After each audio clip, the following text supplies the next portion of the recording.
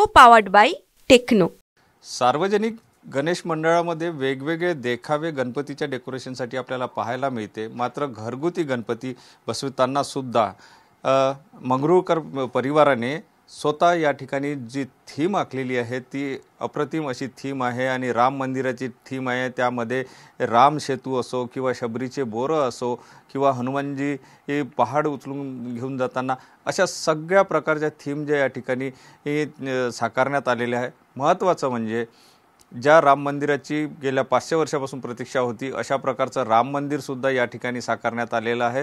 भगवान श्रीरामाची मूर्ती सुद्धा या ठिकाणी स्थापन करण्यात आलेली आहे आणि एकंदर म्हणजे एक गणपती बाप्पाच्या या उत्सवामध्ये हा देखावा जर आपण या ठिकाणी बघितला तर अनेक जण या ठिकाणी येऊन भेटी देतात आहे आणि अप्रतिम असा देखावा या ठिकाणी साकारण्यात आलेला आहे। काका काय सांगाल, कशा प्रकारे तुमच्या डोक्यामध्ये ही कल्पना आली आणि कशा प्रकारे हे सगळं साकारलं? गणपतीच्या कृपाशीर्वादाने वयाच्या 8व्या वर्षापासून मला अशी एक उपरती झाली आणि गणपती दरवर्षी मांडावा या दृष्टीने सुरुवात झाली।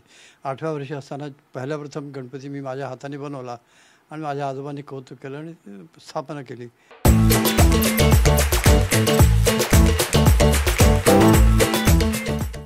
पूजा केली तेव्हापासून मग मला वाटलं की दरवर्षी मांडावा म्हणून मग कधी पहाडावर, कधी धबधबा, कधी पृथ्वीवर, कधी फिरताना अशा निरनिराळ्या प्रकारचे। एकदा या वर्षीचा जो तुम्ही या ठिकाणी देखावा केलेला आहे याला हे असं सगळं अयोध्येचं वातावरण, राममयी वातावरण, त्यामुळे असं ठरवलं आणि आमच्या नातींकडे ही रामाचे मंदिर जे आहे ते अयोध्येचं निघतो तसं ते होतं, त्याच्यामुळे आधीच आम्हाला कल्पना होती, त्यांना सांगून ठेवलं आणि त्याप्रमाणे बनवली।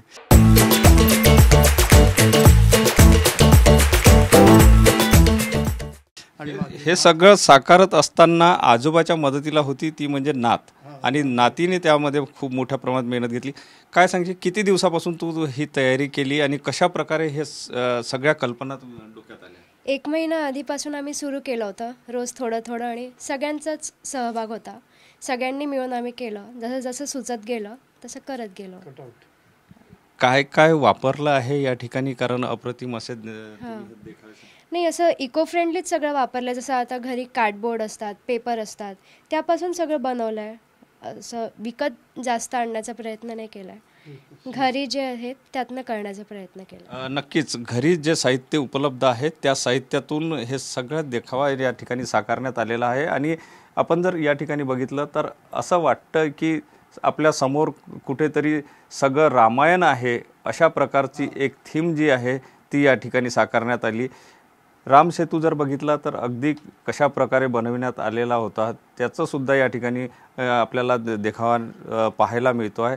एकंदर म्हणजे अगदी छोट्या जागेमध्ये अतिशय उत्कृष्ट अशी कल्पना वापरत या ठिकाणी हा देखावा सादर करण्यात आला आहे। सुनील ढगे, TV9 मराठी, नागपूर।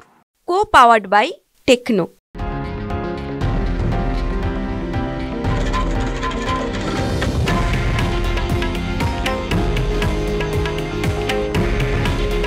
हे आहे देशातील नंबर 1 न्यूज नेटवर्क आणि आपण पाहत आहात TV9 मराठी। काळजी तुमची, हित महाराष्ट्राचं।